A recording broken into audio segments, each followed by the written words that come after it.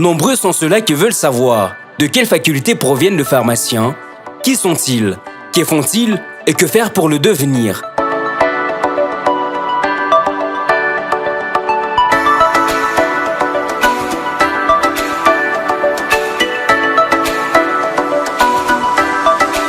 La faculté des sciences pharmaceutiques, c'est la faculté qui forme les pharmaciens, c'est-à-dire le spécialiste du médicament essentiellement.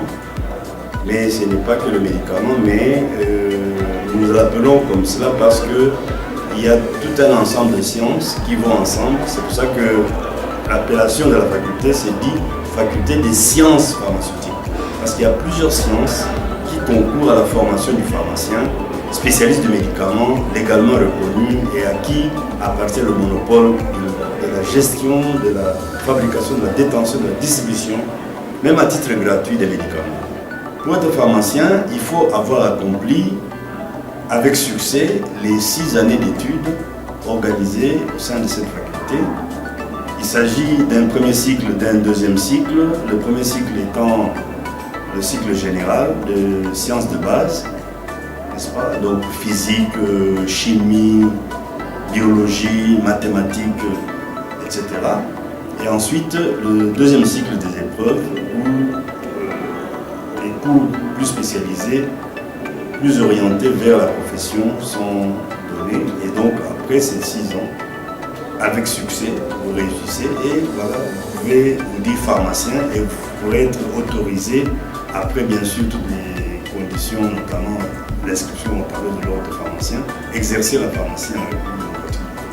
Jusqu'à présent, le programme que nous avons national, c'est celui-là, avec 6 ans d'études, dont la dernière année est consacrée essentiellement au stage, 6 mois de stage, dans lequel les exercices pratiques, disons le contact plus permanent. N'étant pas limité dans l'exercice de son métier de formation, le pharmacien est donc capable d'œuvrer dans plusieurs autres départements qui cadrent avec le domaine médical. Donné aux études. Le pharmacien, compte tenu de sa polyvalence, n'est-ce pas, il peut aussi bien travailler dans un laboratoire de biologie clinique que dans un laboratoire de toxicologie ou dans un laboratoire industriel, fabrication de médicaments ou fabrication de cosmétiques. Autant de professions qui sont à sa portée, sans oublier bien sûr l'administration, la gestion, le marketing, n'est-ce pas? Il a une formation de gestion des médicaments, mais également de gestion des entreprises. Donc tout cela lui offre autant d'ouverture, non pas seulement le médicament physique, mais tout ce qui va alentour, même la santé publique, même la gestion d'une zone de santé, tout cela, le pharmacien a été formé et est formé pour l'exercer avec compétence. Nous avons, depuis la création de la faculté, disons la réouverture de la faculté à l'Université de Lubumbashi, nous avons déjà formé plus de 1200 pharmaciens, ils ne sont pas tous ici, et donc, mais nous avons des échos de là où ils sont partis. Nous avons d'abord cet honneur-là d'être, de loger à la faculté un laboratoire d'analyse de médicaments, de cosmétiques et d'expertise. C'est un mot adressé aux autorités politico-administratives qui ont cette tendance de ne pas considérer la profession du pharmacien comme une profession fondamentale. Le centre de la santé, c'est le médicament. Et donc, c'est le pharmacien d'abord, avant de parler d'autre chose. Si vous avez un personnel médical de bas niveau, mais qui ont des bons médicaments, il peut y avoir quelque chose. Mais s'il n'y a aucun médicament, même si vous avez des prix Nobel de médecine, ils ne peuvent pas, n'est-ce pas, apporter quoi que ce soit comme soulagement à la population qui souffre. Et donc, nous tenons à ce que la place du pharmacien soit toujours reconnue et que toutes les dispositions soient prises pour que son rôle, avec ce que nous avons dit sur sa formation, puisse être bénéfique pour la communauté. Une visite guidée riche en explications offertes à l'équipe de tournage. Visite qui a commencé par la présentation de la bibliothèque, puis après, du laboratoire des contrôles de médicaments. Nous avons dans la bibliothèque non seulement des ouvrages spécialisés, comme ceux que nous avons là, parce que c'est une bibliothèque facultaire. La grande bibliothèque de l'université est sur l'avenue du Cassis. Et donc nous avons quelques ouvrages spécialisés ici et bien sûr nous gardons les travaux que nous faisons avec les étudiants du premier cycle et ceux de... Oui, nous avons celui-ci, le laboratoire de galénique et analyse des médicaments, où nous faisons le contrôle de la qualité des médicaments, mais non pas comme des examens de routine, mais des examens pointus pour voir éventuellement les produits avariés, les produits de dégradation, mais également des substances autres qui peuvent être des excipients ou quoi, qui peuvent se retrouver dans les médicaments. Et donc ce n'est pas juste pour les analyses de routine, mais c'est avec ce laboratoire donc, que nous faisons ce genre d'analyse. Nous avons un autre laboratoire qui est le laboratoire de pharmacologie, où nous faisons les études des substances naturelles d'origine végétale ou animale, et nous avons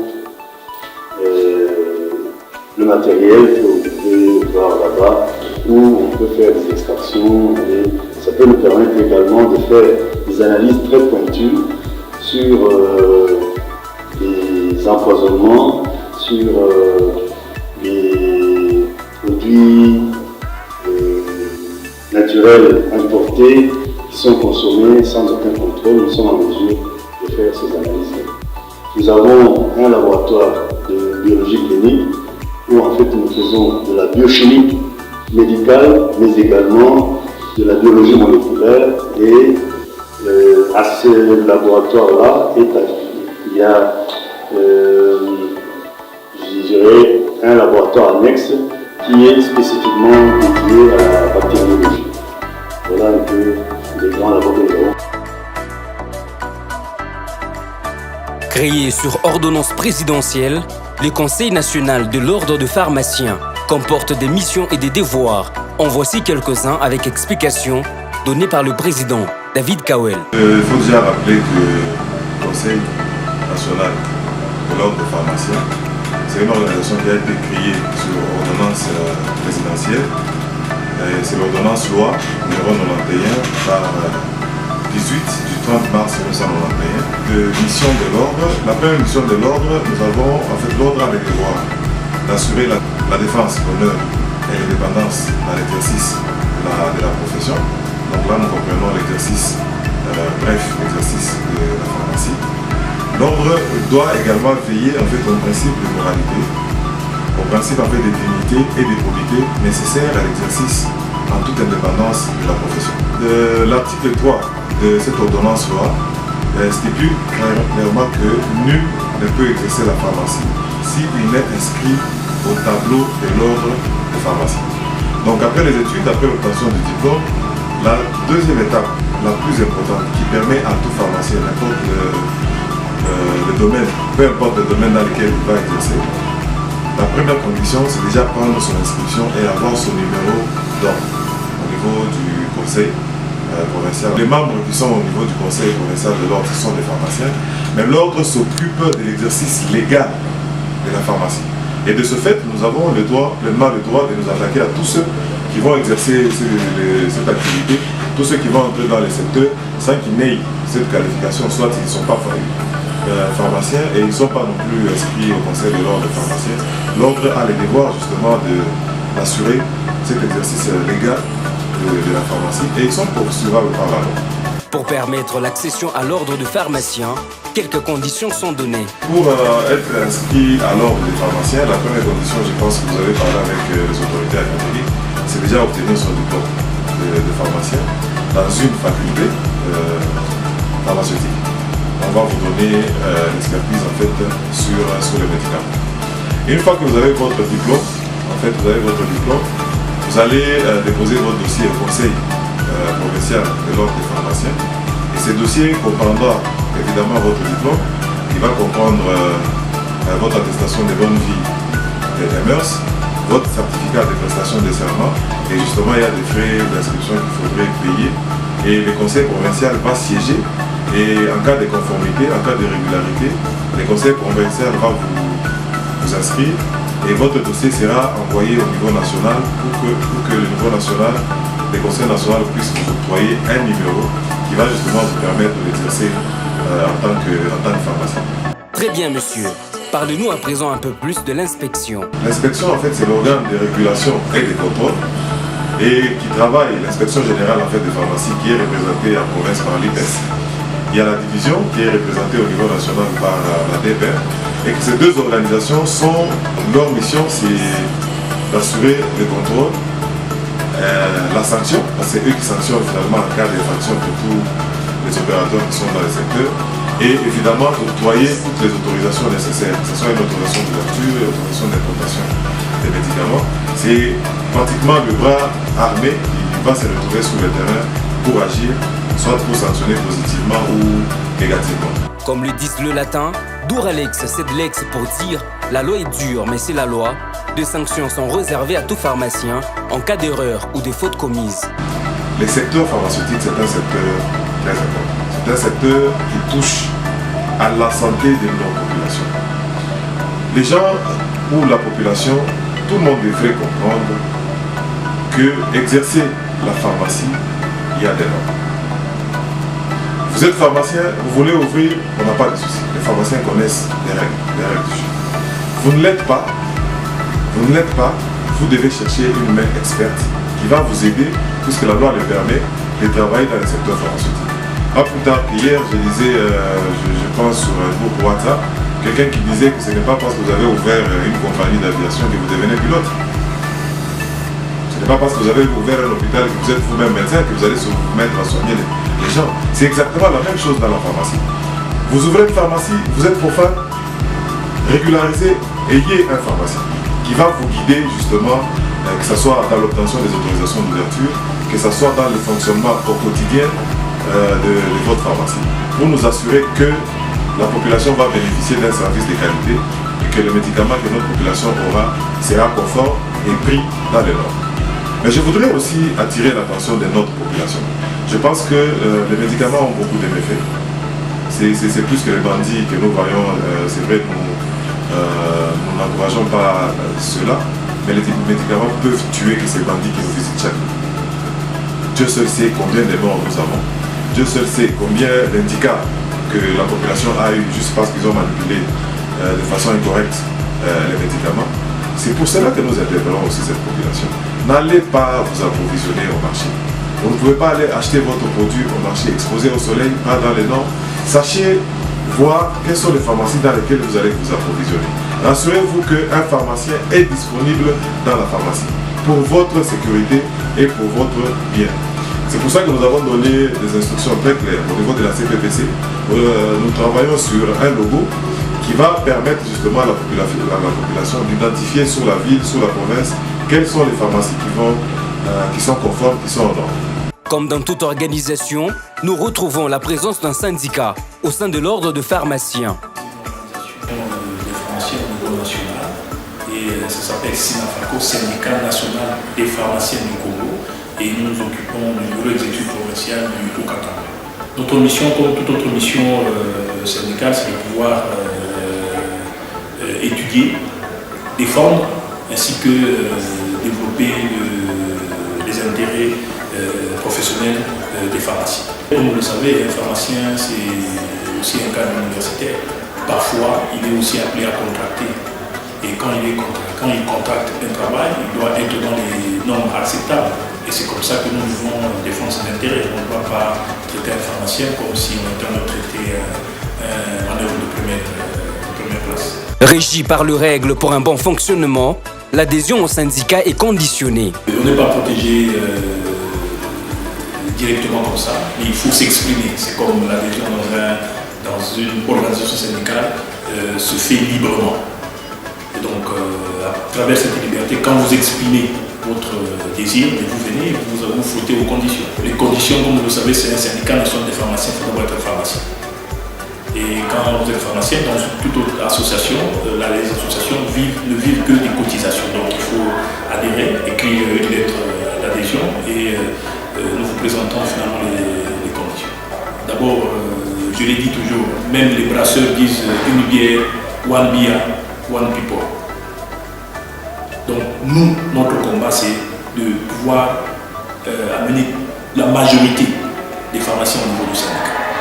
Parce que l'union fait la force. Et je crois qu'à partir de ce moment-là, nous devons porter plus haut les couleurs du syndicat.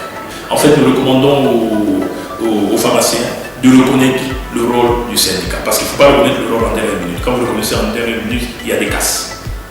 Donc nous recommandons, on est du fort de venir reconnaître le rôle et de donner de la matière aux syndicats pour pouvoir préserver leurs intérêts. Parce que c'est toujours ça qui pose problème. Il est aussi nécessaire de parler de la production de médicaments. Le professeur Kalonji, président honoraire du Conseil national et provincial de l'Ordre de pharmaciens. Nous, le pharmacien industriel, il assume d'abord la fonction du responsable de la production de l'industrie. Comme en toute matière pharmaceutique, le pharmacien est responsable de ce qui se passe dans son établissement. C'est-à-dire que le médicament produit doit effectivement servir en thérapeutique ou en prévention des médicaments, des maladies. Et là, ça devient une activité de santé publique. Donc, le pharmacien industriel est, à l'instar de tous les autres pharmaciens, engagé dans l'amélioration de l'état de santé de la population, dans le maintien du bon état de santé de la population. Et je dirais au passage que l'Ordre des pharmaciens a prévu dans son organisation, dans ses tableaux, un tableau particulier, le tableau B notamment, qui est réservé aux pharmaciens industriels. Et les médicaments sont produits localement. D'abord, je dis que chaque pharmacien, là où il se trouve, que ce soit à l'officine, à l'hôpital, il a la latitude de produire déjà des médicaments, mais des productions industrielles dans la ville de Lubumbashi, il y en a. Je ne veux pas faire la publicité de tel ou tel producteur, mais il y en a dans la ville et des véritables productions industrielles permettant à la ville de disposer de quantités de médicaments suffisantes. Et ici, c'est l'occasion justement de demander aux autorités publiques de veiller à encourager ces industries en permettant de lutter contre la concurrence déloyale, notamment des produits qui viennent de l'extérieur. Il faudra qu'on favorise effectivement la production locale des médicaments par des industries en essayant d'arrêter les importations de sorte que on puisse épargner des devises. Donc il y a moyen effectivement d'encourager l'industrie locale. L'industrie pharmaceutique dans le Haut-Katanga est à l'état embryonnaire. À l'état embryonnaire dans la mesure où les besoins de la province ne peuvent pas être considérés comme couverts à un pourcentage intéressant. Nous aurons souhaité que ce soit un peu plus. Je dis que sur le plan quantitatif, il y a encore à redire, mais sur le plan qualitatif, je crois que l'industrie pharmaceutique du Haut-Katanga est à un niveau tout à fait appréciable à la population qui doit faire confiance aux pharmaciens, qui doit faire confiance aux préparations réalisées par le pharmacien congolais qui a une expertise et une qualification qui est reconnue.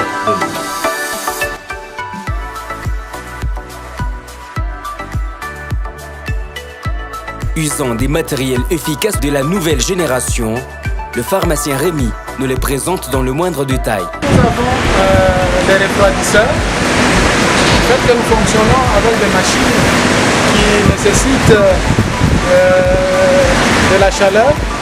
Alors pour le refroidissement de ces machines, nous devons refroidir l'eau qui passe dans les machines. C'est pour que la production que nous avons elle est en continu. Et le souci que nous avons, c'est de produire en grande quantité. Voilà pourquoi nous devons accélérer le refroidissement des machines, entre autres les distillateurs que nous avons vus là-bas. Il y a aussi l'autoclave à l'intérieur. Il y a beaucoup de machines qui nécessitent un refroidissement pour faciliter un bon travail. Pour pallier au délestage du courant électrique, nous avons des grands groupes électrogènes qui nous permettent de bien fonctionner sans interrompre, puisque l'objectif primordial que nous avons, c'est de produire aussi des médicaments en grande quantité. Voilà pourquoi nous avions acquis ces deux grands groupes électrogènes de très grande capacité. La machine qui est là, c'est une machine pour le conditionnement de l'eau stérilisée pour injection.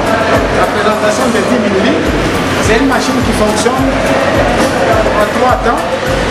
Elle remplit à elle seule les opérations de fabrication des flacons, de remplissage et de scellage. C'est une technologie moderne qui permet à ce que l'apport manuel soit minimisé pour minimiser encore la contamination.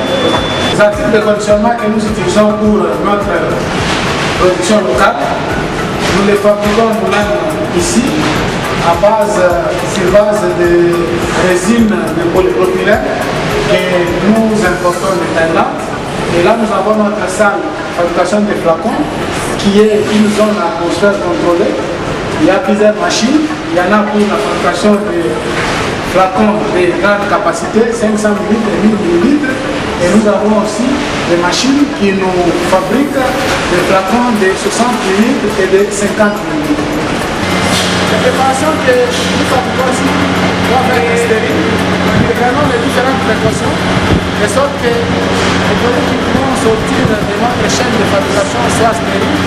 Mais à la fin de toutes choses, nous les stérilisons en les plaçant dans notre autoclave à 120 degrés pendant 25 minutes.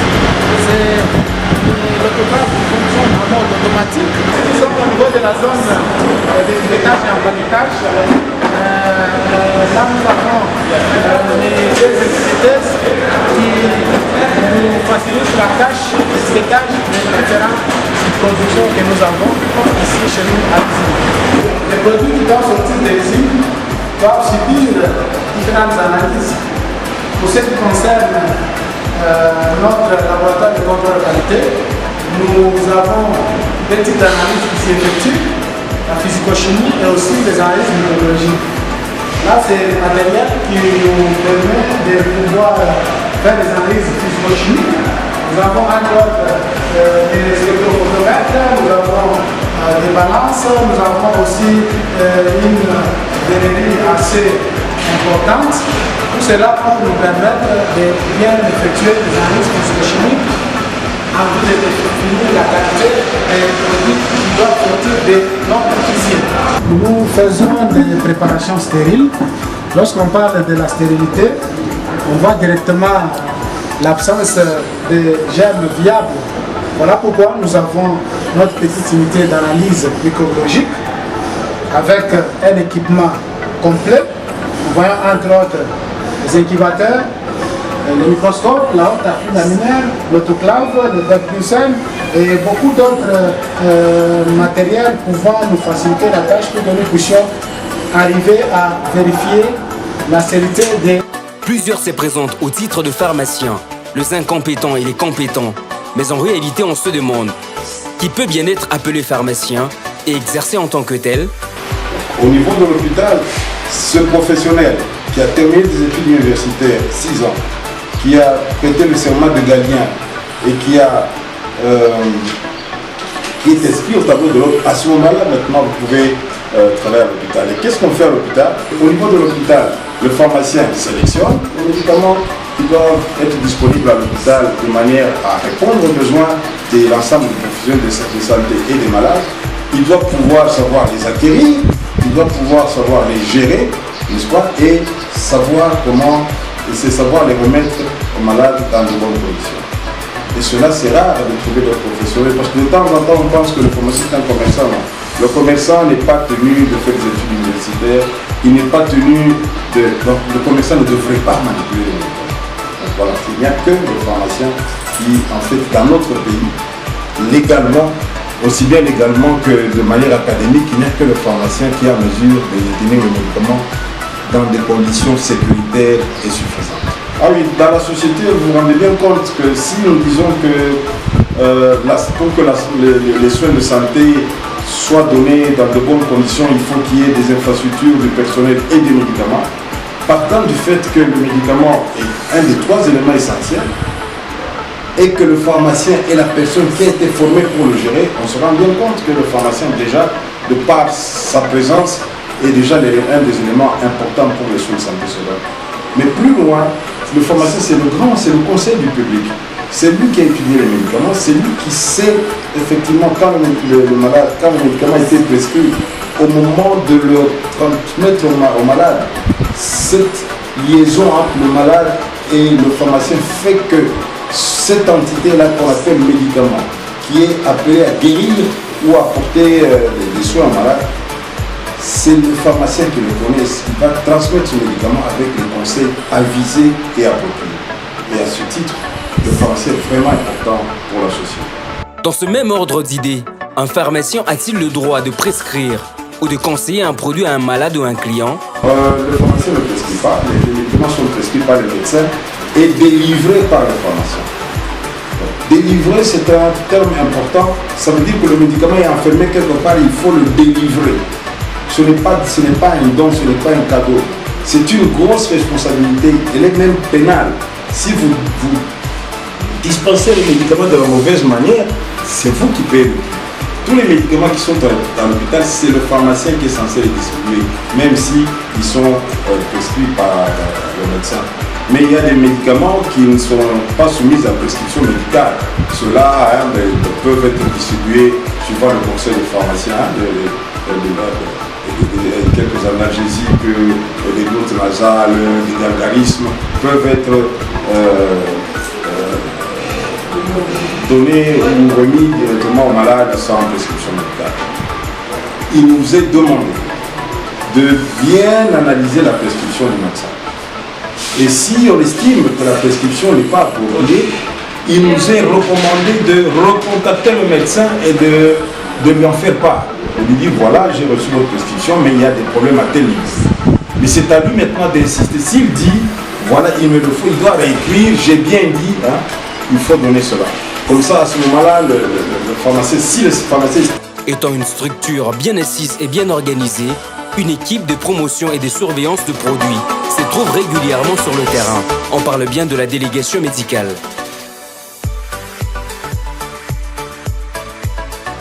Bien, merci. Vous m'avez pris à pied levé, en plein travail. Je suis sur le terrain en train de travailler comme délégué médical. Et donc, la délégation médicale n'est rien d'autre qu'une pratique pharmaceutique qui consiste à faire la promotion des produits pharmaceutiques. Et donc, on fait cette promotion des molécules auprès des professionnels de santé jusqu'à remonter cette fois-là les effets que les professionnels de santé, médecins, infirmiers ou pharmaciens peuvent nous ramener auprès de la firme pharmaceutique au travers du délégué. Et ça s'appelle la pharmacovigilance. Donc, entre autres, on fait la communication, on fait ce qu'on appelle l'information thérapeutique auprès des professionnels. On les avise sur l'existence de médicaments qu'on a sur les marchés. Mais en plus, on fait ce qu'on appelle la pharmacovigilance. C'est qui est un élément pas de moins qui permet justement de garantir la sécurité d'emploi des médicaments auprès du grand public. La délégation doit être un acte carrément pharmaceutique, tout simplement parce que nous sommes en train de manipuler les médicaments. Et donc je sais que sous le plan de loi, des textes, il n'y a pas encore des textes qui régissent pratiquement cette partie de la pharmacie comme étant à part entière un acte pharmaceutique. Mais je pense que l'exercice de cette fonction requiert un qualificatif bien défini d'un pharmacien, tout simplement parce qu'il est expert en médicaments. Il faut encourager les domaines d'application du pharmacien. Vous savez très bien qu'un pharmacien peut exercer dans plusieurs domaines. Et là, par rapport à la délégation médicale, ou autrement dit, dans l'information thérapeutique, on l'appelle délégué médical ou informateur thérapeutique, doit rester pratiquement un acte pharmaceutique et qu'on doit légiférer là-dessus et permettre à ce que nous puissions aller dans la communication pharmaceutique beaucoup plus positive et beaucoup plus impactante. Mais il faut nuancer par rapport à ce qu'on appelle les actes commerciaux qui sont dans la délégation médicale. Un délégué commercial n'a rien à voir avec un délégué médical ou pharmaceutique. Et donc par conséquent, le domaine de ce qui est médical, livrer un carton, faire une facture, forcément ça ne peut pas être un acte purement pharmaceutique. Mais je pense que du reste, ce qui est médical, nous devons garder tous à l'esprit que seul le professionnel peut donner un travail satisfaisant par rapport à un domaine bien précis. Et dans le domaine du médicament, c'est le pharmacien. Géré par un pharmacien, l'officine réalise des actes pharmaceutiques dans la dispensation qui se base sur 2 points essentiels. Le premier point, celui intellectuel, et le deuxième, celui de la délivrance de produits. Une officine est un établissement qui est géré par un pharmacien dans lequel il réalise certains actes pharmaceutiques, notamment la dispensation des produits pharmaceutiques, la dispensation des autres produits apparentés comme les dispositifs médicaux et même la vente des accessoires, de certains accessoires. C'est également un établissement dans lequel on peut réaliser des préparations magistrales ou des préparations officinales. La vente étant un acte commercial important, son objectif est donc celui de réaliser un profit sur une marchandise ou un produit donné. Permanent dans une pharmacie, le pharmacien a donc la charge de conseiller ou d'orienter un consommateur sur l'usage d'un tel ou d'un tel autre produit. Dans ce cas, nous parlons de la dispensation. Oui, une dispensation, en fait, elle se résume à 2 volets. Dans la dispensation, le premier volet, c'est le volet intellectuel.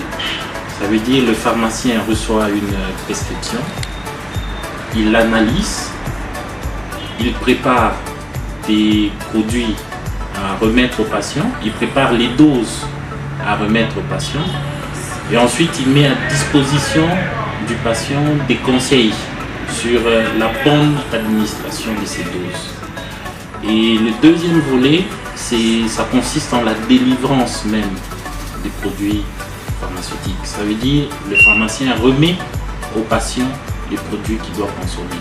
Donc voilà en quoi se résume la dispensation des produits pharmaceutiques. La vente des produits pharmaceutiques, la vente en fait c'est un acte commercial.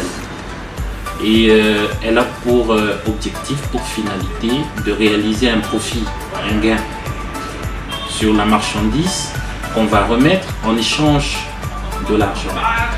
Alors que la dispensation, en fait, ne vise pas que de l'argent. Parce que 2 fois, la dispensation peut se conclure par un refus de remettre les produits pharmaceutiques si, par exemple, une prescription n'est pas conforme. Si on a affaire à une femme enceinte avec des contre-indications pour les produits prescrits, donc la dispensation peut se conclure par un refus de délivrer le produit. Donc on ne vise pas que l'acte commercial. Oui, un pharmacien d'officine, comme je l'ai dit dans la définition, c'est lui qui gère déjà une officine. Et il se caractérise par sa proximité avec les patients, par son accessibilité avec les patients, parce qu'il doit être accessible sans rendez-vous. Et en plus, c'est quelqu'un qui, par sa formation, contribue également à la santé publique. En fait, je dirais que c'est le premier acteur, interlocuteur dans le parcours de la santé, qui est accessible sans rendez-vous, qui est toujours disposé à donner des conseils et qu'on retrouve dans une officine. Les autres, évidemment, ils ont eu la même formation de base que le pharmacien d'officine, mais ils ne sont pas aussi accessibles que le pharmacien d'officine Et en plus, il y a différentes spécialités. Certains ne sont même pas en contact avec les patients que le pharmacien d'officine. Revenons sur l'officine. Que faudra-t-il faire pour qu'elle soit ouverte à tout le monde? Oui, déjà que pour qu'une officine puisse être ouverte au public, il faut la présence indispensable du pharmacien. Donc le pharmacien est l'acteur numéro 1 pour qu'une pharmacie soit ouverte au public.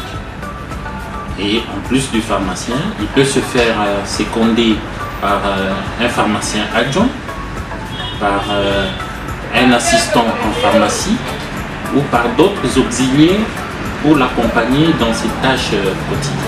Commencer par se conformer à la loi parce que on ne peut pas parler d'une pharmacie sans présence du pharmacien.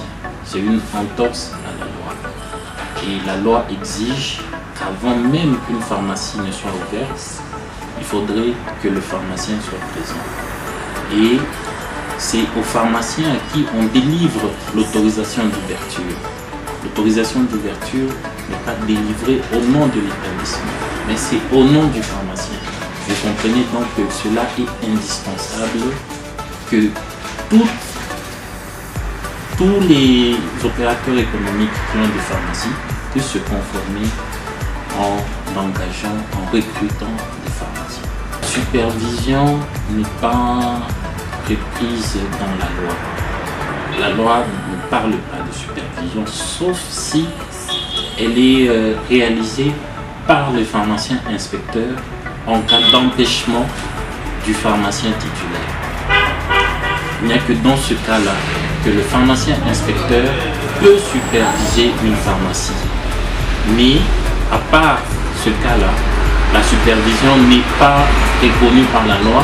C'est une violation flagrante de la loi en matière de gestion de pharmacie. Pour une analyse sur une ordonnance et un conseil sur l'achat et la consommation d'un produit, la présence d'un pharmacien se trouve très indispensable dans la pharmacie.